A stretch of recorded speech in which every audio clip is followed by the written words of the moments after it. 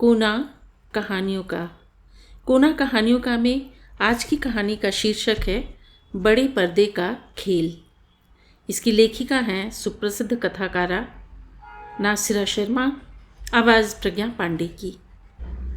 जब मैं उसके साथ घने पेड़ों की छांव में टहल रही थी तो इस बात का कतई गुमान न था कि मेरे अलावा उसका जुड़ाव कई और नामों से होगा।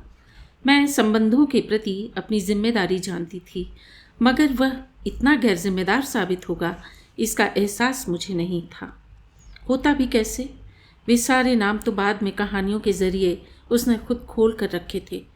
यह उसका जीने का अंदाज था जिसको उसने ईमानदारी का नाम दिया था। उसका कहना था कि वह किसी का हक नहीं छीनता है, ना किसी से छीन कर कुछ किसी को देता है। सबकी अपनी अपनी जगहें हैं, जो आ गया वह रह गया। उसको मैंने संजो लिया। सबके लिए मेरे पास एक सी भावना है, न कम न ज़्यादा। मैं किसी को न निराश करता हूँ न उदास। भरपूर तरीके से मैं सबके साथ जीता हूँ। मेरे पास समय की कोई कमी नहीं है। उसकी यह लनतरानी सुनकर मैं चौंक पड़ी। मैं मझधार में खड़ी थी। वहाँ ठहरना भी मुझे बेईमानी सी लग रही थी। जब उसके पास संबंधों की भीड़ थी तो वहाँ मेरा ठहरना क्या मुनासिब होगा? मेरा फलसफा अंतरंग संबंध में जोड़े का था, मगर सामाजिक एवं मानवीय स्तर पर विस्तार का। उसको मेरा दर्शन स्वीकार नहीं था, मुझे उसका। सो उसने मुझे संकीर्ण मानसिकता का खिताब दे डाला। जहाँ दूसरों को सहन न कर सकना मेरी तंग दिली का आईना था।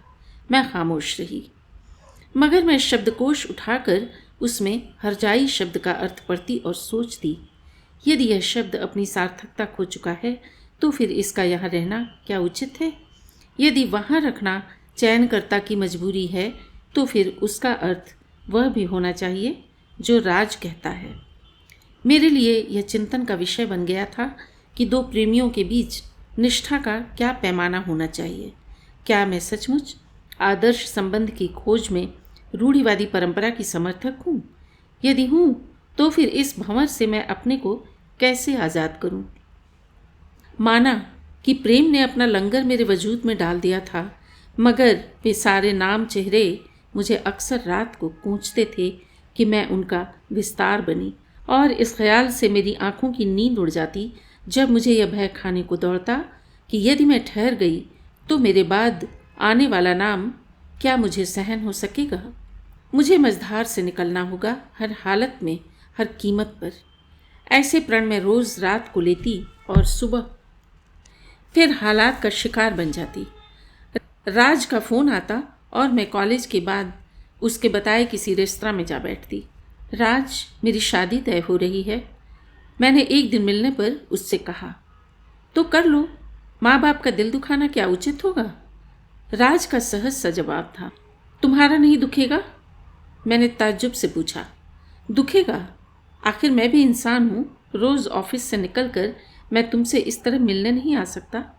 तो फिर कुछ करो ना। तुम्हारी याद मेरे पास सदा रहेगी। जब कभी तुमसे मिलूँगा तो इसी गर्मी से मिलूँगा। मेरे ऊपर विश्वास रखो, मैं कुछ भी छोड़ने और भूलने वाला इंसान नहीं हूँ। मुझसे शादी कर लो। मेरे मुंह से निकल गया। यह कैसे मुमकिन है? तुम जानती हो मैं शादीशुदा हूँ। यह शादी मेरी इच्छा के विरुद्ध हुई थी जब मैं मात्र 19 वर्ष का था। उस अत्याचार के प्रति मेरा क्रोध शांत नहीं हुआ है, तो भी माँ बाप को मैं दुख नहीं दे सकता दूसरा विवाह करके। आखिर उनकी मान मर्यादा भी तो है इस समाज में। रहा मेरी धर्मपत्नी का प्रश्न, तो वह संयुक्त परिवार में रच बस चुकी है। उससे मैं मिलूं या ना मिलूं, मुझे वह सुख दे या ना दे, अब ये प्रश्न मेरे लिए प्रश्न नहीं रह गए हैं। मेरी समस्याएं कुछ और हैं। राज ने कुछ इस तरह की बातें करके मुझे खामोश तो कर दिया था, मगर उसके शब्द मुझे लाजवाब नहीं कर पाए थे, बल्कि उसके चेहरे पर फैला भाव मुझे अंदर तक कुरेद गया कि उससे क्या कहूँ जो स्वयं अपने संबंधों का जाल बुन रहा हो। एक तरफ अच्छा बेटा और पति का ढोंग, दूसरी तरफ नए संबंधों को लगातार बनाने का जुनून। जब मैं घर लौटी तो ड्राइंग रूम में घर के सारे सदस्य जमा थे। उन्होंने फैसला कर रखा था कि आज वह मुझसे हाँ करवा कर रहेंगे। मैं भावनात्मक रूप से टूट चुकी थी। राज से किसी तरह का समर्थन मुझे प्राप्त नहीं हो पाया था। होता भी तो क्या मैं उसकी जीवन शैली में खप सकती थी? वहाँ भी पीड़ा मुझे चैन न लेने देती कि मैं शादी के लिए हाँ कर दूँ और प्रेम भंवर से निकलकर घर गृहस्थी में अपना सुख और खुशी तलाश करूं। यह काम मेरे लिए बहुत मुश्किल था, मगर मेरे लिए और कोई चारा न था। सो माँ के कहने, बहनों के पूछने, भाई के तस्वीर सामने रखने से पहले ही मैंने बुआ के कान में फुसफुसा दिया कि मम्मी पापा जो चाहते हैं करें, उनकी पसंद मेरी पसंद है। इस खबर से ड्राइंग रूम में खुशी का भूचाल आ गया। माँ ने प्यार किया, पापा ने सिर थपथपाया और बहनों ने शरारत में चुटकी काटी। भाई ने गाना गाया, मगर इन सब के बीच मैं अकेलेपन की तलाश में थी कि कब मुझे कमरे में जाने को मिले और मैं तकिए पर सिर रखकर फूट फूट कर रोऊं। पूछूं उस भगवान से कि मेरे साथ ऐसा क्यों हुआ। मेरे साथ जो होना था सो महीने बाद हो गया। विदा होकर मैं दूसरे शहर चली आई। यहाँ इस घर में मुझे बहुत कुछ मिल गया, मगर राज का ध्यान मुझे बराबर आता रहता। खासकर उसका जीवन दर्शन मुझे अपने पति की तरफ से शंकित कर देता था कि कहीं वे भी बाहर इस तरह के संबंध न जीते हों और मुझे अंधेरे में रखते हों। राज की मात्रा वाली थ्योरी बाद में याद आती। जब वह बताता था कि मेरे संबंध मेज़ पर रखे उन ढेरों गिलासों की तरह हैं जो अपने अपने सामर्थ्य के अनुसार अपने में तरल पदार्थ रखते हैं। कोई आधा भरा है तो कोई पूरा भरा है, कोई तलहटी में तलछट की तरह बचा हुआ है तो कोई छलक उठा है और कोई बिल्कुल खाली है। अक्सर मेरे मन में प्रश्न उठता कि उन गिलासों में से कौन सा गिलास मैं हूँ। अपने प्रेम की मात्रा को जानने की लालसा में जब भी मैंने राज को कुरेदा, उसका एक ही जवाब होता था, खुद को पहचानो। विश्वास की भी अपनी एक मूक भाषा होती है जो आँखों से पढ़ी जाती है। मेरी आँखों में झांक कर मेरे दिल की धड़कन सुनो। रमा, मैं आज देर से लौटूंगा, इसलिए रात के खाने पर मेरा इंतज़ार मत करना, दिनेश ने नाश्ता करते हुए कहा। क्यों? मैंने चौंक कर अपने पति दिनेश को देखा। मेरे देर से आने की बात सुनकर तुम सहम क्यों जाती हो? घर में अकेले डर लगता है क्या? दिनेश हंस पड़े। नहीं तो, मैंने तो यूं ही पूछ लिया। इतना कहकर मैं हंस पड़ी। आज शाम एक मीटिंग है, मीटिंग के बाद रस्तोगी साहब के यहाँ डिनर है। तुम जानती हो कि रस्तोगी साहब कुंवारे अधेड़ हैं, तो उनके यहाँ दावत केवल मर्दों की होती है। यह बात मैं बताने वाला था, मगर तुम्हारा सहमा चेहरा देखकर हंसी आ गई। दिनेश इतना कहकर उठे और वॉश बेसिन पर हाथ धोने चले गए। मैं दिनेश से कुछ कह न सकी। कैसे कहती कि राज का साया मेरे सारे वजूद पर हरदम छाया रहता है। पता नहीं क्यों एक तपकन सी उठती है जो यह नहीं बताती कि राज से दूर रहकर मैंने अच्छा किया या बुरा। वह एक अच्छा इंसान था या धोखेबाज प्रेमी। उससे कुछ मिलना भी न था, तो भी मैं उस संबंध को कितनी दूर तक खींच लाई। आखिर किस लिए? तब भी अपने को पूरी तरह उससे मुक्त नहीं कर पाई थी, और आज भी। कहाँ खो गई? दिनेश ने खाने की मेज़ के पास आकर पूछा। कहीं नहीं, मैं चौंक पड़ी। फिर यह गर्म चाय ठंडी कैसे हो गई? दिनेश ने इस बार आंख के इशारे से पूछा। उसके इस शरारत भरे अंदाज को देखकर मैं खिलखिला कर हंस पड़ी। दिनेश के जाने के बाद मैं घर के काम में व्यस्त हो गई। चाहती थी कि आज वह उपन्यास शुरू करूं जो दिनेश ने कल खरीदा था। पहाड़ सा दिन और आधी रात मेरे हिस्से में थी, उसको काटना था। पढ़ने से बढ़िया और क्या दिल का बहलावा हो सकता था। अरसे बाद दिल पर छाई काली घटा हटी। गुनगुनाने का मन किया। पूरा घर मन लगाकर साफ किया। गुलदान के फूल बदले, पलंग पर नई चादर बिछाई। मन ही मन सोचने लगी कि मैं रोज़ इस तरह क्यों नहीं रहती हूँ। दिनेश के साथ भी मेरा व्यवहार अपरिचित जैसा रुका थमा रहता है। क्या यह उचित है? अभी मैं हाथ धो ही रही थी कि दरवाजे की घंटी बज उठी। कौन हो सकता है इस समय? आंचल से हाथ पोंछती हुई दरवाजे तक जाती हूँ। खुले पट के पीछे एक लड़की खड़ी है, सांवली छरहरे बदन की, गंभीर चेहरे वाली। मुस्कराकर उसने हाथ जोड़े तो उसके चेहरे का भाव खिल उठा। मैंने सवालिया नज़रों से उसकी तरफ देखा। अंदर आने को नहीं कहेंगी? आइए, मैंने उसको रास्ता दिया। मेरा नाम उषा है, आपके शहर की रहने वाली हूँ। यहाँ मौसी के घर आई थी, सोचा आपसे मिलती चलूँ।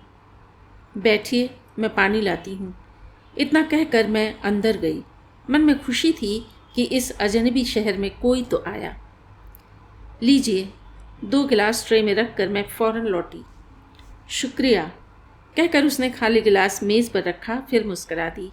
मैं भी मुस्करा दी। कुछ समझ में नहीं आया तो चुप्पी तोड़ने के लिए मैंने भी दूसरा गिलास जूठा करके वैसे ही भरा भरा मेज़ पर रख उसके चेहरे को ताका। मात्रा की थ्योरी आप जानती हैं? उसने गहरी सोचती हुई आंखों से दोनों गिलासों को गौर से देखते हुए कहा। मात्रा की थ्योरी? मैं समझी नहीं। एकाएक उसके इस सवाल से मैं चौंक पड़ी। बनिए मत, हम अजनबी ज़रूर हैं मगर शत्रु नहीं। कुछ भी छुपाना एक दूसरे से किसी तीसरे के लिए हानिकारक साबित हो सकता है। उषा ने अजीब तेवर से यह बात कही। दोस्तों में पहेली भी बुझाना गलत है। मैंने भी उसके तेवर के बराबर का तेवर अपनाया। आप राज मल्होत्रा को जानती हैं? उसने सीधे मेरी आंखों में झांका। हाँ, मैं उससे झूठ नहीं बोल पाई। उसमें अजीब तरह का ताप था।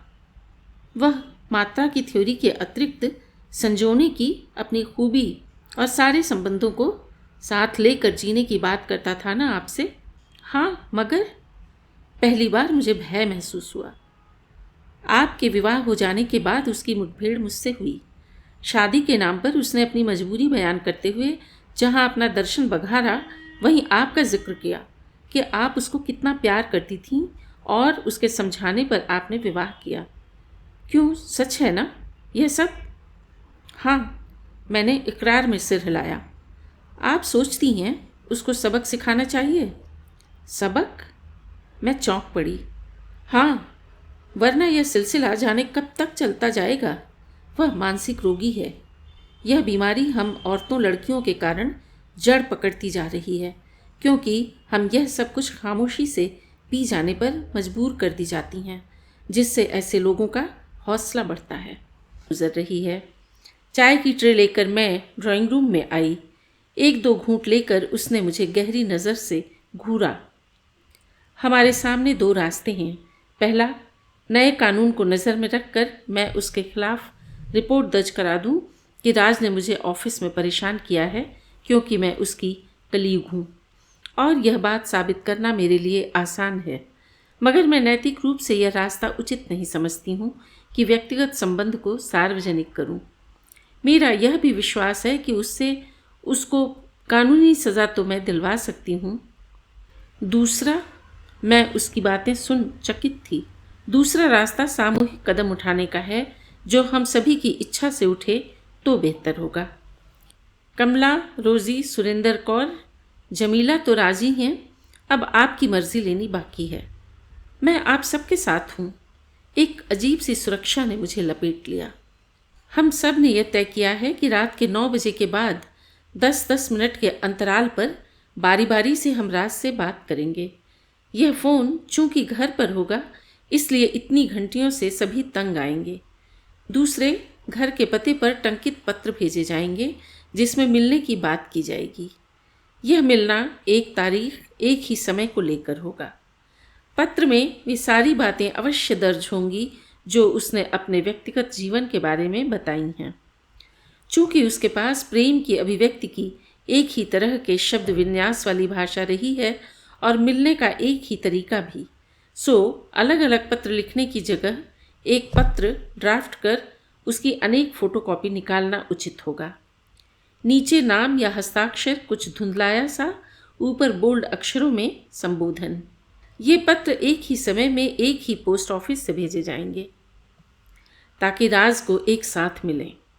मिलने की जगह का चयन उसी पर छोड़ना बेहतर होगा। यह तो रहा पहला चरण। जाहिर है वह जवाब नहीं देगा, क्योंकि पूरा पता उसके पास किसी का होगा नहीं, मगर अंदर ही अंदर परेशान तो होगा। उसकी नज़रों के सामने हम सब का चेहरा तो अवश्य ही एक बार गुजरेगा। फिर हफ्ते भर बाद उलाहना देती हुई चिट्ठियाँ जानी हैं, जिसमें उसी के दोहराए शब्द होंगे जो उसने समय समय पर हर औरत से कहे हैं, जैसे मैं हूँ ना तुम्हारे साथ, तुम जब भी बुलाओगी मुझे अपने पास पाओगी, प्रेम में मैं तन मन धन तीनों को महत्व देता हूँ, मैं किसी को भी नहीं भूलता, सबको संजोता हूँ, इत्यादि इत्यादि। इतना कहकर उषा हंस पड़ी। मेरी नज़र उसके चेहरे पर थी सो मुझे भी हंसी आ गई। हम दोनों एक साथ एकाएक कहकहा मारकर हंस पड़े, जैसे हमने किसी जोकर को देख लिया हो जिसका व्यवहार सामान्य से अलग असहज मुद्राएं लिए हो, गहरे अपमान बोध से। बहरहाल अंतिम चिट्ठी होगी माली मदद मांगते हुए, क्योंकि उसने यही एक वाक्य दोहरा कर कि प्रेम में तन मन किसी को भी नहीं, अब बलिदान की उसकी बारी है, इसलिए साथ में एक एक फरमाइश भी नथी होगी और फिर उसके बाद संपूर्ण सन्नाटा हम सब की ओर से, ताकि वह नए शगुफे के इंतज़ार में तिल तिल कर जले, मगर उसको अपमान भरे खालीपन के सिवा कुछ हाथ न लगे कि वह किसी के लिए कुछ भी नहीं कर पाया। उषा ने पर्स खोला। यह सब उसको हिला पाएंगे? मेरा विश्वास है, क्योंकि इससे हमको भी फायदा होगा। हमारे अंदर का भय, उदासी, घुटन और पूर्वाग्रह इन क्रियाओं से हट जाएगा और हमारी यादों में दुख की जगह एक शरारत भरी मस्ती उभरेगी जो हमको सदा एक किस्म की प्रसन्नता देगी, जिससे हम अपनी खोई शांति को प्राप्त कर न केवल अपनी घर गृहस्थी में रमेंगे बल्कि अपने पति से खुलकर प्यार करेंगे। मेरी शादी अभी नहीं हुई है तो भी मैंने आप सबको घुटते देखा है। अब राज की घुटन का सुख देखकर मैं विवाह की सोचूंगी। फिलहाल तो मैं राज से एक खास दूरी के साथ प्रेम का नाटक खेल रही हूँ। जब से मुझे पता चला है कि न केवल वह शादीशुदा है बल्कि दिल फेंक भी है। वह अपने आप को शातिर समझता है और मैं उससे बड़ी शातिर बनकर बड़े पर्दे पर मानवीय यंत्रणा का नहीं, मानवीय मुक्ति का खेल खेलना चाहती हूँ। उसने कागज़ का पुलिंदा मेज़ पर रखते हुए कहा। उसकी सांस तेज़ हो गई। उसने अपना निचला होंठ दांतों में दबाया, जैसे दर्द को पीना चाह रही हो। मैं मंत्रमुग्ध सी उसको देख रही थी। उसके दिमाग में इतना कुछ भरा होगा, मैं सोच भी नहीं सकती। चेहरा इतना भोला, आंखें इतनी निर्मल, हंसी इतनी निश्चल, जैसे दुनिया की किसी चालबाजी से उसका कभी कोई वास्ता ही न पड़ा हो। उसने मेरी तरफ बड़ी अदा से देखा और 4-5 टंकित पन्ने मेरी तरफ बढ़ाए। पढ़ ले यह पत्र और जो मेरे विचार से सहमत हो तो इस पर हस्ताक्षर कर दें, ताकि जब मैं लौटूं तो यह 10-11 पत्रों की पहली किस्त पोस्ट कर सकूं। बिना पढ़े आंख बंद करके हस्ताक्षर करूंगी। अजीब तरह की उत्तेजना से भरकर मैं बोली और मैं उससे पेन लेकर कागज़ पर तेज़ी से पेन चलाने ही वाली थी। ठहरिए, पूरा मज़ा लें, जल्दी का काम शैतान का होता है, उसने शरारत से भरकर कहा। ठीक है, मैंने एक के बाद एक खत पढ़े और अपनी हंसी रोक न पाई। उसमें वही सब था जो राज मुझसे दोहराता आया था। किसी दवा के फार्मूले की तरह उसके पास प्यार का भी एक इंस्टेंट घोल था जो एक साथ वह सबको पिलाता था। उसकी बेवकूफ़ी के सारे सबूत उषा को मिलते चले गए, क्योंकि उसके पेटेंट नुस्खे की एक ही लिखावट थी। हंसते हुए मैं एकाएक उदास हो गई। पछतावा जैसा कड़वा पदार्थ मेरी ज़बान पर घुल सा गया। इन पत्रों की प्रतिक्रिया राज के चेहरे पर रोज़ देखूंगी और सूचना देती रहूंगी, ताकि तुम सब उस कैद से आज़ाद हो सको जो केवल खोखली अभिव्यक्तियों से बनाई गई थी।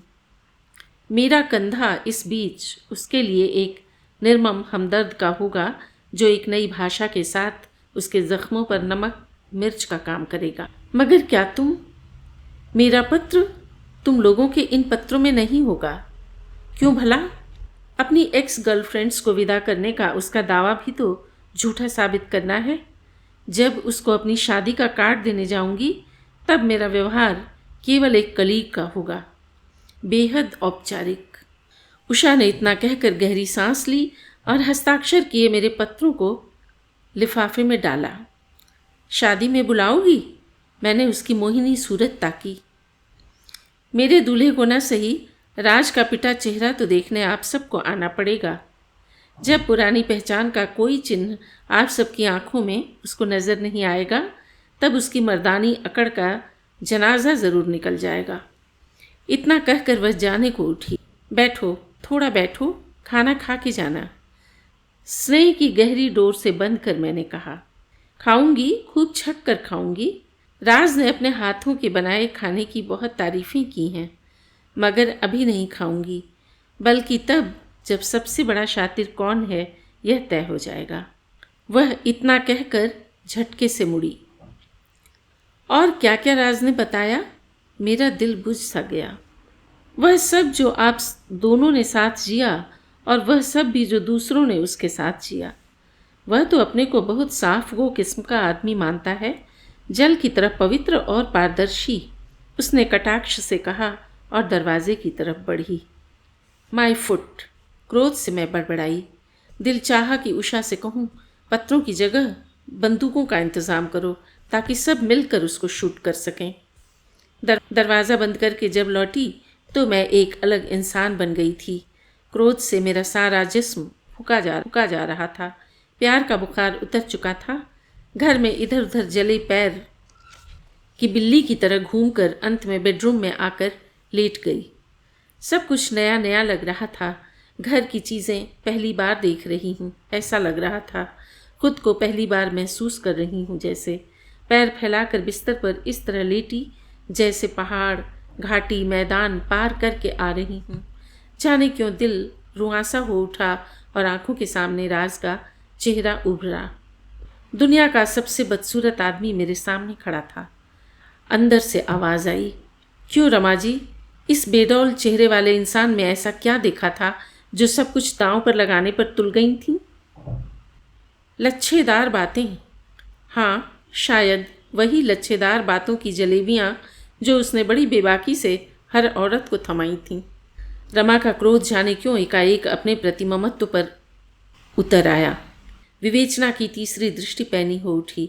अपने से अपने को अलग कर उसने सोचा कि उम्र की उस गीली ज़मीन पर जब एहसास का पौधा अपने कोपलें फोड़ता है तो विवेक खाद बन अपने सारे तर्क उसकी जड़ को समर्पित कर बैठता है, और ज़्यादातर इस कच्ची उम्र का प्रेम एक तरफा होने के कारण ठोकर खाकर जब होश में आता है तो जिंदगी भर की खलिश दे जाता है।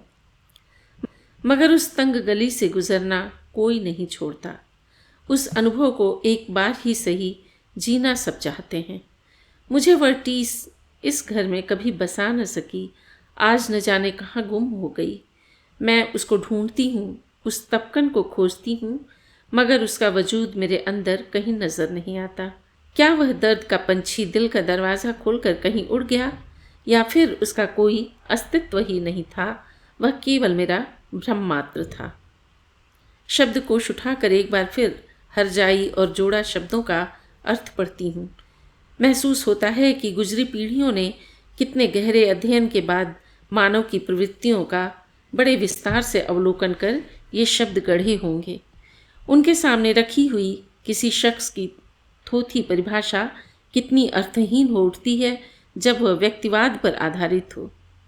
इतिहास इस यथार्थ का सबसे बड़ा साक्षी है। इस अपने नए घर में जहाँ मैं आज दाखिल हुई हूँ, उसको फिर से घूम कर देखती हूँ। खोया विश्वास लौटता है, हर चीज़ अलग सी दिखती है, मोह बढ़ता है, और मुझे लगता है मेरे अंदर एक बीज कल्ले फोड़ पूरे तनावर दरख्त में बदल रहा है, जो पत्तियों की जगह फूलों से भरा है, जिसकी सुरभि ने मुझे अपने घेरे में मजबूती से पकड़ लिया है।